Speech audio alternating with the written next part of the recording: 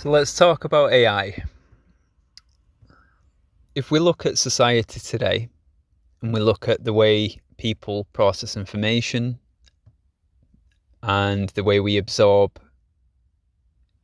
AI as a technology, now a part of society, and then we look at the other aspects, the fear people have, the uncertainty people have, and I was thinking about this and I was like, why, of all the technologies that we have, does every other technology seem to have almost stopped dead for, 100 years?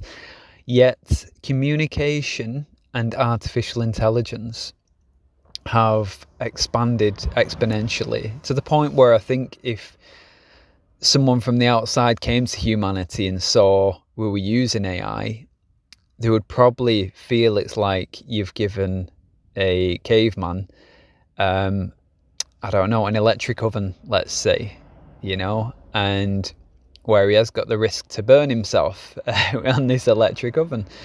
So what I'm trying to address here is there is a clear imbalance of communication, artificial intelligence, and these processes compared to when we look at the lack of advancement in fossil fuels, housing, brick and mortar, heating, even energy, things like that.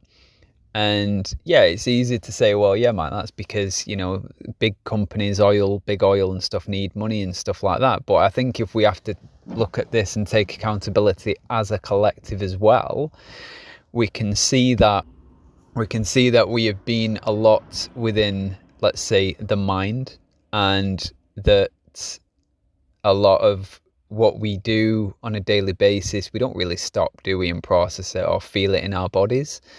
And it just kind of really came to a head that, of course, AI would be something that society, or in our reality now, would manifest itself, because we are in the mind a heck of a lot more than we're in the heart, than we're in the body. And I know that's a very big assumption, but I do think we can pretty much see that, people haven't been dealing with their issues. They've just been carrying on and on and on and on, staying in the mind with distractions. And AI has just allowed us to have that further distraction, but also it's kind of an amazing tool that if we just ground it into our reality and we obviously ethically use it, then we've got a hell of a tool there that can support society and support us to understand more about ourselves, like a mirror, if you like. But on the other hand, it's about us realizing our differences from AI as well, in that, we are the user and we are we are an embodiment of source. So say you've got AI as the structure, and it has its own structure. And yeah, people are saying, oh, will it become conscious, blah, blah, blah. It is still a structural program and it follows that structure. And ChatGPT more or less confirmed this as well. But I understand, they may have programming that wouldn't ever allow you to understand its full potential. But we do know ourselves, and we recognize that, if you do sit still with yourself, things come up. I can even hear my energy when I meditate.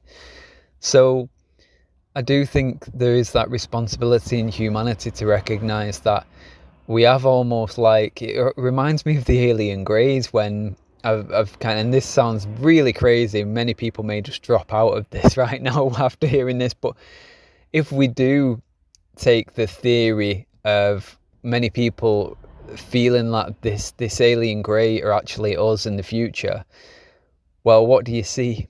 How do people describe them? They've got a very big head, they've got a very large brain, very intelligent, clearly, with the technology they're using and stuff, but yet their body almost always, you hear, seems to just be really thin, sinewy and weak almost. And it kind of made me feel like, yeah, I guess if society does just rely on its mind to get itself through life and never actually grounds its awareness into its whole body, into its entirety, then that existence would be quite understandable, let's say, because if thought and manifestation brings itself into the 3D last, and that 3D then reflects whatever that manifestation looks like. I think someone did an experiment, didn't they, with rice, and then said nice kind words to a few grains of rice, and then said neutral to another, and then said like words like hate and thing, and the rice literally manifested, the water manifested that very experience, the frequency of his voice to reflect that.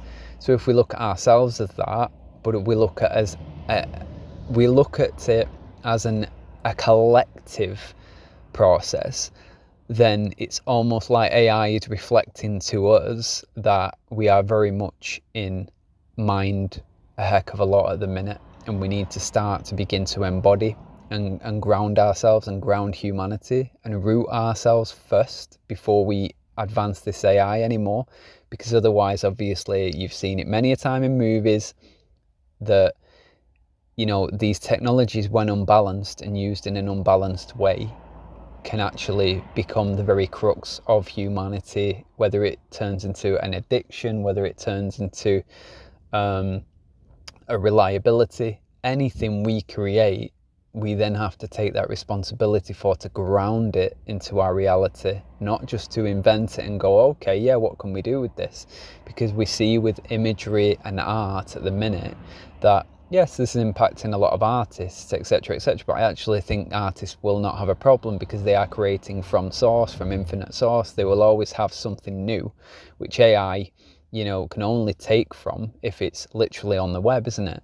So I don't think we have any worries with art. I don't think we have any worries with creative expression. I think people will always want physical paintings and physically created art.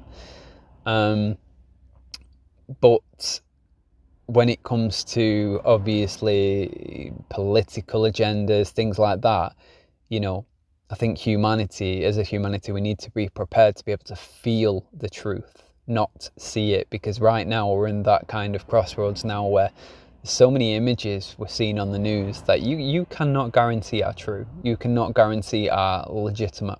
So to be able to sit and feel and ground the information is more important than actually seeing it with your eyes.